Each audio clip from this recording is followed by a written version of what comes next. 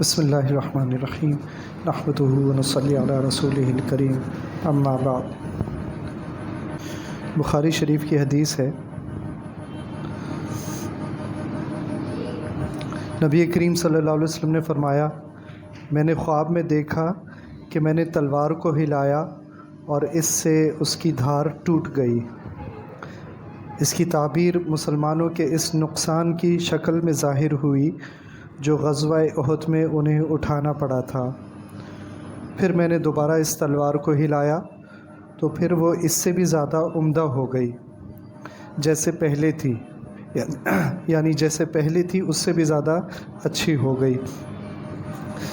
اس کی تعبیر اللہ تعالیٰ نے فتح اور مسلمانوں کے پھر ازسر نو اجتماع کی صورت میں ظاہر کی۔ میں نے اسی خواب میں ایک گائے دیکھی تھی جو ذبح ہو رہی تھی، اور اللہ کے تمام کام خیر و برکت کے لیے ہوتے ہیں۔ اس کی تعبیر وہ مسلمان تھے جو احد کی لڑائی میں شہید ہوئے۔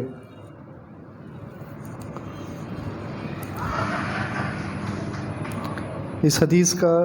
مجھے خیال دو تین وجہ سے آیا۔ ایک تو یہ کہ یہ نظر کے سامنے سے گزری تھی،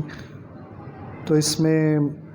جنگ کا ذکر تھا اور خیر کا ذکر تھا کہ اللہ تعالیٰ کے تمام کاموں میں خیر ہوتی ہے۔ تو جو عربی میں الفاظ آئے وہ یہ تھے، واللہ خیر، کہ اللہ تو خیر ہیں۔ تو مجھے ایک دفعہ ایک شیخ ہیں، میرے استاد ہیں شیخ ہاشم صاحب، انہوں نے کسی بات پہ کہا تھا کہ اللہ تعالیٰ تو خیر ہی ہے، یعنی یہ جس چیز کو ہم شر سمجھتے ہیں وہ بھی اس میں بھی خیر ہی چھپی ہوتی ہے، کیونکہ اللہ تعالیٰ خود خیر ہیں، تو اللہ تعالیٰ کے تمام کاموں میں خیر ہی ہے، چاہے وہ ہمیں نظر آئے یا نہ آئے۔ تو اب اگر ہم کسی بھی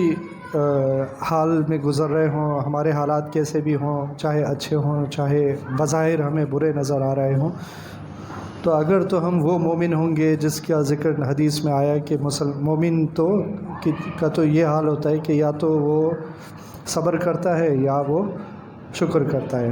اگر ہم ایسے مومن ہوں گے تو پھر ہمیں اللہ تعالیٰ کے ہر حکم میں، ہر امر میں خیر نظر آنی شروع ہو جائے گی، چاہے بظاہر اس میں شر نظر آ رہا ہو۔ تو اپنی زندگی میں ہم دیکھتے ہیں کہ ہم سب کے ساتھ ہی ایسا ہوتا ہے، یہ دنیا ہے ہی ایسی جگہ جہاں خیر بھی ہے اور ایسی خبریں بھی ہیں جو ہمیں پسند نہیں آتی ہیں، ایسے حالات بھی ہیں جو ہمیں ناگوار گزرتے ہیں۔ تو دنیا تو اسی کا نام ہے، کوئی بھی انسان ایسا نہیں جس کی زندگی میں کوئی غم نہ آتا ہو، کوئی ناخوشی نہ آتی ہو، کوئی حادثہ نہ آتا ہو، کوئی بھی انسان ایسا نہیں۔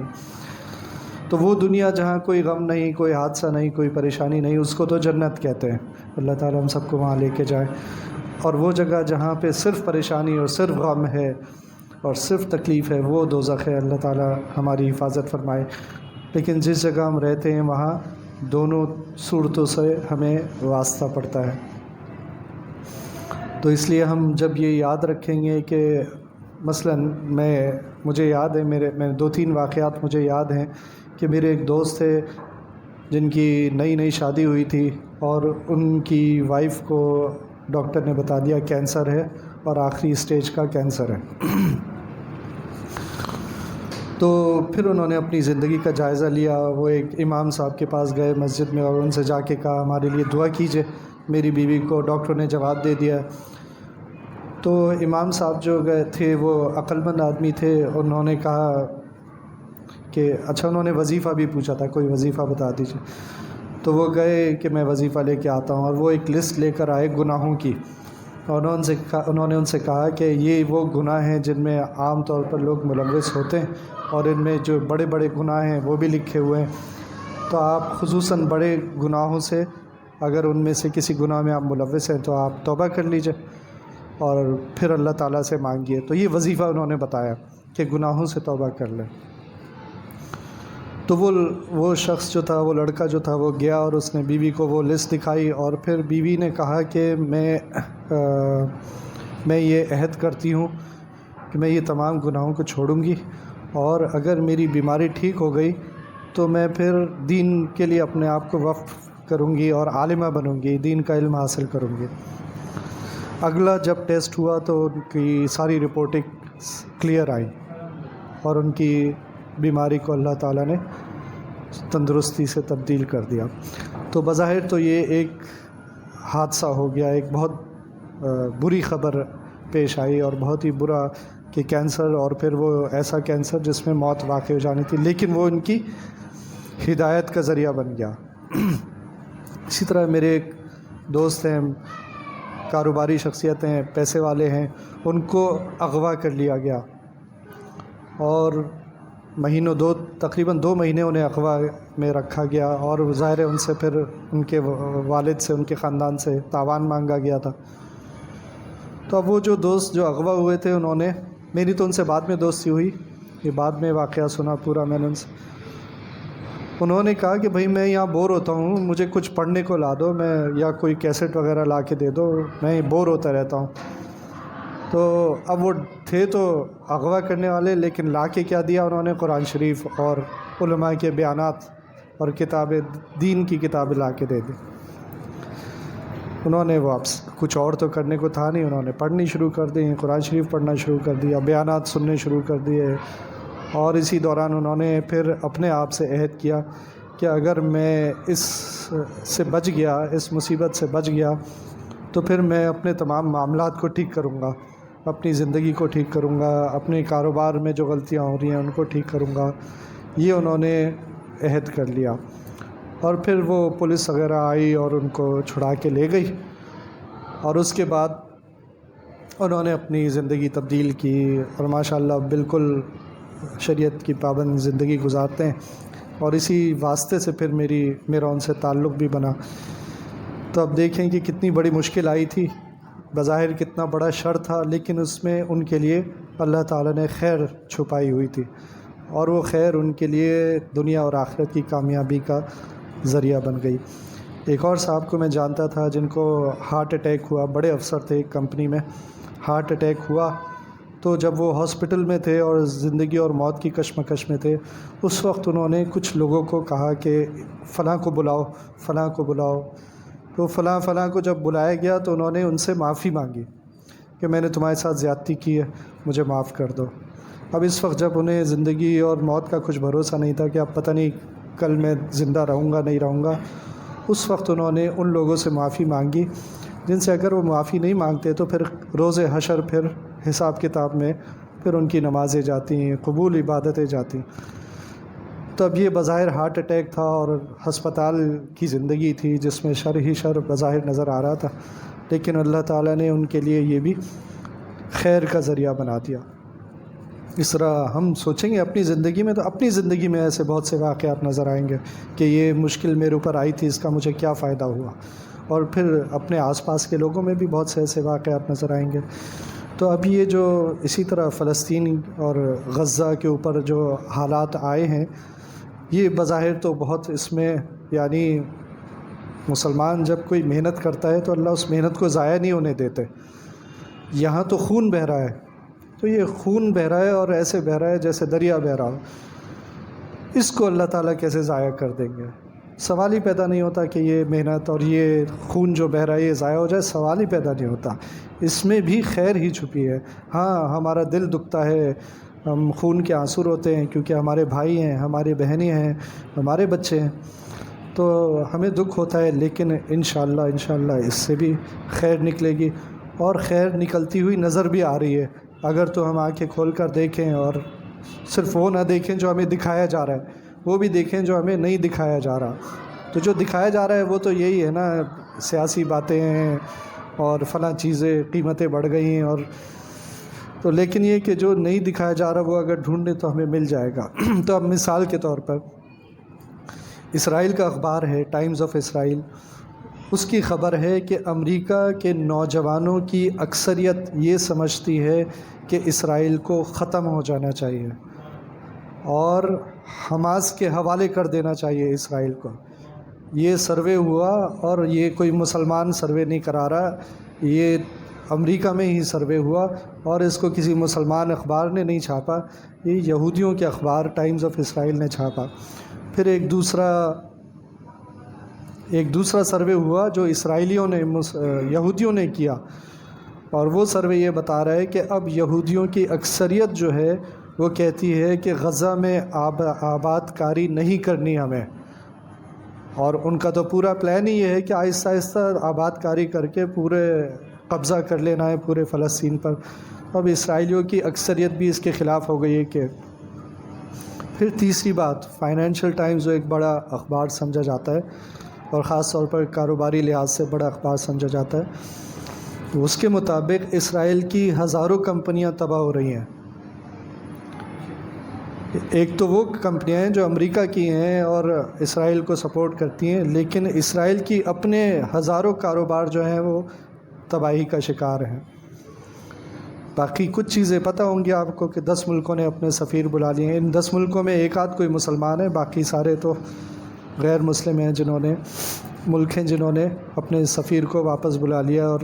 کچھ نے اسرائیل سے اپنے تعلق ختم کر لیا۔ یہ جو ابھی اقوام متحدہ کا سیکرٹری جنرل ہے، اس نے اپنا جتنا بھی اس کا عرصہ رہا ہے 7-8 سال یا اس سے بھی زیادہ، پہلی دفعہ اس نے آرٹیکل 99 اس کو انووک کیا ہے، اور یہ ایک خصوصی پاور ہے، اختیار ہے اس کے پاس کہ وہ سیکیورٹی کونسل کا اجلاس خود بلا سکتا ہے۔ اس نے اپنے پورے جتنا بھی اس کا عرصہ ہے اس میں آج تک ایسا نہیں کیا تھا، پہلی دفعہ اس نے یہ کیا کہ سیکیورٹی کونسل کا اجلاس بلایا ہے اور آرٹیکل 99 کا اختیار خود استعمال کیا ہے، اور مطلب یہ ہے کہ وہ اپنی پوری کوشش کر رہا ہے کہ اس جنگ کو بند کیا جائے۔ لیکن ہمیں معلوم ہے کہ اقوام متحدہ کا اختیار کتنا ہے، کر تو وہ کچھ نہیں سکتا، لیکن ایک یہ چیز کہ یہ پہلی دفعہ ہوئی۔ پھر اسرائیل جو ہے وہ گھبراہٹ کا شکار ہے، گھبراہٹ کا ایسا شکار ہے کہ اپنے فوجیوں کو خود ہی مار رہا ہے، اپنے لوگوں کو خود ہی مار رہا ہے، یہاں تک کہ ایک اسرائیلی فوجی سوتے سے اٹھا اور اس نے اپنے ساتھیوں کے اوپر فائرنگ شروع کر دی، اور وہ کوئی ڈراؤنا خواب دیکھ رہا تھا۔ پھر ایک اسرائیلی اسکالر ہے، اس کا انٹرویو سنا، یعنی جو مسلمان جس بات کو نہیں اٹھا رہے، وہ یہودی اسکالر، وہ اور اسے کوئی مسلمانوں سے ہمدردی نہیں تھی، وہ پریشانی میں یہ باتیں کر رہا تھا کہ مسلمانوں کے پاس ایک ایسی آیت ہے جو ہمارے پاس نہیں ہے، ان اللہ مع الصابرین۔ اس نے عربی میں یہ آیت پڑھ کے سنائی، وہ پورا جو تھا اپنی زبان میں بات کر رہا تھا، لیکن یہ بات اس نے عربی میں پڑھ کے سنائی کہ ان کے پاس یہ آیت ہے، اور اس آیت کی وجہ سے وہ ایسا صبر کرتے ہیں کہ مہینوں سرنگوں کے اندر چھپے ہوئے ہیں، کھانے کے لیے نہیں ہوتا، پینے کے لیے نہیں ہوتا، لیکن وہاں اپنی زندگی گزار رہے ہیں۔ ہمارے پاس یہ آیت نہیں ہے، نہ ہمارے پاس ایسا صبر ہے۔ اور پھر اس نے کہا کہ اللہ حماس کے ساتھ ہے، اس نے اللہ کا لفظ استعمال کیا کہ اللہ حماس کے ساتھ ہے، اور وہ اللہ ان کے ساتھ لڑتا ہے، اور اس نے جو انگریزی میں ترجمہ آیا، اس نے کہا ہمارا اللہ جو ہے وہ تو سائڈ پہ کھڑا ہوتا ہے، یہ اس نے اپنے بارے میں یہودیوں کے بارے میں کہا، لیکن ان کا اللہ جو ہے وہ ان کے ساتھ لڑتا ہے۔ اب وہ یہ باتیں یہ مسلمانوں کی ہمدردی میں نہیں کر رہا تھا، یہ اس کا عقیدہ بن گیا دیکھ دیکھ کے کہ مسلمان کس قدر بہادری سے لڑ رہے ہیں اور ہمارے جو لوگ ہیں ان کا کیا حال ہے۔ تو یہ ساری باتیں جو ہیں، یہ اگر ہم اپنے پیش نظر رکھیں گے تو ہم اپنی دعاؤں میں اضافہ کریں گے، ہم مایوسی کا شکار نہیں ہوں گے، ہمارا جذبہ جو ہے اور اللہ سے امید اور اللہ سے حسن ظن جو ہے اس میں اضافہ ہوگا، نہ کہ ہم مایوسی کا شکار ہوں، اور پھر ہماری جو بھی تحریکیں ہیں وہ بھی مزید ان میں طاقت آنی چاہیے، قوت آنی چاہیے، اور وہ تحریکیں جس حد تک ہم کر سکتے ہیں کہ ہم ان کے چیزوں کا بائیکاٹ کریں اور اس کو جاری رکھیں، لوگوں کو یاد دلاتے رہیں کہ بھئی یہ چیز نہیں خریدنی، یہ کرنا ہے، یہ نہیں کرنا، دعاؤں کو چھوڑنا نہیں ہے۔ دعائیں ہم کس طرح کر رہے ہیں؟ کیا ہم ہر نماز میں دعا کر رہے ہیں یا نہیں کر رہے؟ تو پھر اس کو ضروری اپنے خاندان میں بھی سب سے کہیں کہ بھئی کسی نماز میں بھولنا نہیں ہے اپنے بھائیوں کو۔ اسی طرح اپنے گھر میں نے یہ ترتیب شروع کی ہے، اللہ کرے اور بھی لوگ یہ کریں کہ ہمیں ایک دعا تو جن لوگوں کو بھی احساس ہے کہ کھانے کے بعد کی جو دعا ہے وہ سب پڑھتے ہی ہوں گے امید ہے، اس دعا کے ساتھ فلسطین کے لیے دعا جو ہے وہ شامل کر لیں، اور ویسے ہم ہاتھ اٹھائے بغیر کرتے ہیں، لیکن ہم کھانا کھانے کے بعد وہ دعا بھی ہاتھ اٹھا کر پڑھیں، اور فلسطین کے بھائی بہنوں کے لیے اور اس جہاد کے لیے دعا جو ہے وہ اپنی روٹین میں شامل کر لیں، اور مانگتے رہیں اللہ سے، اور ہر طرح سے مانگیں کہ یا اللہ ان کے اندر بیماریاں پھیلا دیجئے، ان کے قدم اکھیڑ دیجئے، ان کے آپس میں لڑائیاں کرا دیجئے، اس طرح اپنے دل سے مانگیں، اور وہ پھر ہمیں نظر آ بھی رہا ہے۔ بہت بڑے بڑے لوگ دعائیں کر رہے ہیں تو وہ دعاؤں کا اثر نظر بھی آ رہا ہے، لیکن ہم زیادہ سے زیادہ لوگ اس میں شامل ہو جائیں گے، اللہ تعالیٰ اس عمل کو، وہ جو ہے نصر من اللہ و فتح قریب، تو یہ قریب اسی طرح ہو جائے گی، جب ہم جتنا ہم اس کے قریب ہونا چاہیں گے اتنا ہی یہ فتح ہمارے قریب ہو جائے گی، اور جتنا ہم اس سے دور ہوں گے اتنا ہی یہ فتح ہم سے دور ہوگی۔ تو یہ ہمارے اوپر ہے کہ ہم اس فتح کو اپنے سے کتنے قریب کرتے ہیں۔ تو وہ شیخ ہاشم جو ہے، ایک دفعہ میں ان کے ساتھ کہیں سفر پہ تھا، تو مجھے جگہ جگہ تاخیر کا سامنا ہوا، اور مجھے ایئرپورٹ پہنچنے میں بھی کافی تاخیر ہو گئی۔ تو میں نے پھر ان سے کہا کہ آج تو یہ ہوا کہ وہاں تاخیر ہوئی، پھر تاخیر ہوئی، پھر تاخیر ہوئی، اور یہ ہوتا رہا۔ تو انہوں نے کہا کہ عرب کا ایک مقولہ ہے کہ کلو تاخیرہ وفیہا خیرہ، کہ جب بھی تاخیر ہوتی ہے تو اس میں خیر چھپی ہوتی ہے۔ تو ہم تو پریشان ہو جاتے ہیں نا، ہم تو مایوس ہو جاتے ہیں، ہم تو ہمت ہارنے بیٹھتے ہیں، اور بہت سے لوگ تو اس حد تک چلے جاتے ہیں کہ پتہ نہیں ہماری دعائیں قبول کیوں نہیں ہوتی، یہ اس طرح کے مایوسی کے الفاظ اپنی زبانوں پہ لے آتے ہیں۔ تو لیکن یہ کہ کیونکہ سارے فیصلے اللہ کی مرضی سے ہوتے ہیں اور اللہ خیر ہیں، تو پھر ہمیں ہمارا ایمان ہونا چاہیے کہ اگر کسی چیز میں دیر ہو رہی ہے تو اس کے اندر بھی خیر چھپی ہوئی ہے۔ تو بس یہ گزارشات تھیں، اللہ تعالیٰ ہم سب کو عمل کی توفیق عطا فرمائے۔ ربنا تقبل منا انك انت السميع العليم وتب علينا انك انت التواب الرحیم۔ یا اللہ ہمارے فلسطینی بھائیوں کی مدد فرمائیے، یا اللہ آپ ان کے لیے کافی ہو جائیے، یا اللہ ان کی نصرت فرمائیے۔ انت مولانا فانصرنا علی القوم الکافرین، انت مولانا فانصرنا علی القوم الکافرین۔ اللہم انا نجعلک فی نحورہم ونعوذ بک من شرورہم۔ وصلی اللہ تعالی علی خیر خلقہ محمد وعلی آلہ واصحابہ اجمعین، آمین برحمتک۔